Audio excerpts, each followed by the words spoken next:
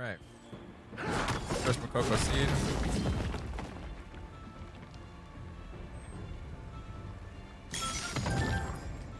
Got it. What do we got here? Oops. My bad. But there is a Mokoko seed behind it. Too soon.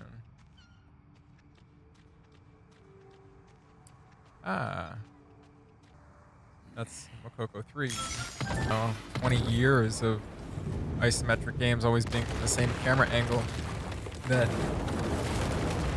there's all this, holy shit, there's all this variation, you know? Like, never played an isometric top down like this, but like, it works. Okay, so at this first boss, you're going to be grabbing a buff, and you want to check the bottom and then the top of the room for it because it spawns in 2 spots. Put down a scarecrow as far away from the buff as possible for the boss to focus on. Then go and grab your first buff. You'll see that I get hit by one of his AoE wave attacks and how long it takes to grab the buff. So you'll want to press G right after he sends an AoE attack out. This will give you enough time to grab the buff. It takes approximately a full 10 seconds. After that, you can finish off the boss and move on. Next up is the chest room. Work your way through the chessboard and the second boss. He's not relevant to this process, but you have to beat him. After you find yourself back at the chessboard again, beat that puzzle and you'll be on your way to the mirror room. This is where you're gonna get your second buff.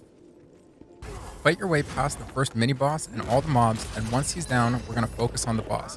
Once you get the boss to her second phase, you're gonna run through the mirror a little bit ahead of the wave so you give yourself enough of a window to grab the buff, which is to the left of her.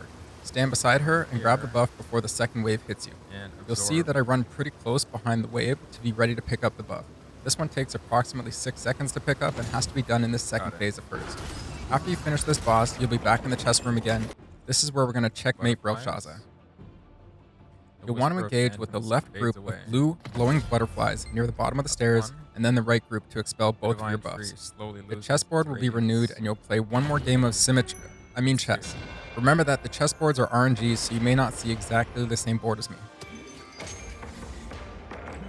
Once you beat this last and final chessboard, it will unlock the room with the magical ward in front of it. Once you go inside, you'll be met with a pretty awesome hidden room. You want to grab a lantern on the floor just ahead. There are many, and head to the next room. You have 2 abilities here. Curtain of Seduction, which is an AoE stun, and Eradication Beam, which is an aimable laser type attack that stuns on hit. You see me playing with Eradication Beam here. Once in the next room, you're going to clear all the mobs and simply advance to the next room. There are only 2 rooms here, so don't worry. Sorry. In the second room, clear all the mobs again, except this time, there's going to be another mini-boss to fight. Take care of that boss, and look towards the right of the room. There's going to be a false wall that extends off the map into the abyss. Watch where my mouse clicks are as I click rapidly to kind of outline the path. Once you've got it, you can go on to the much easier to find 6th and 7th Mokoko seeds. Good way to see where you're If you want more awesome content like that, you can check me out at twitch.tv/ihasabucket. It's down to this corner, straight down. And it goes in a bit, and then I believe it goes down more. There you go. Unreal.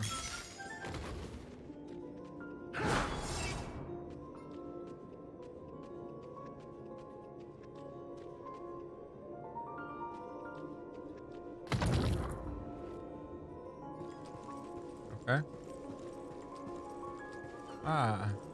You can go in that mirror for a Mokoko seed. Would you look at that? Because I did not have time to look for a seed anywhere near. There it is. That's 6. I didn't have time to look for a seed anywhere near, like, in that last fight. Like, is this gonna do this to me again? 6 out of 7.